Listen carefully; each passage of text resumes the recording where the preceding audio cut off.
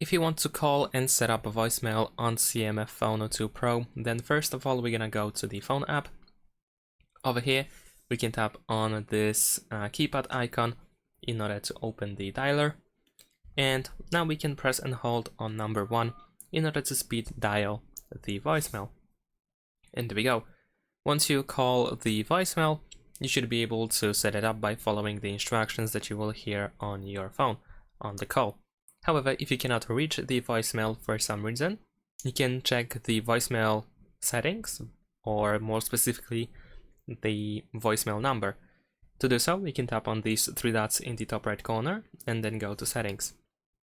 Next, go to voicemail over here, select your SIM card, and then you should be able to go to advanced settings in order to find the setup option. And there we go. Over here we have the voicemail number that we can edit in case it is incorrect. In order to find the voicemail number, you can either contact your carrier or service provider, or just try to Google that information. And that's it. Thanks for watching, leave a like and subscribe to my channel, and see you in my next videos. Bye!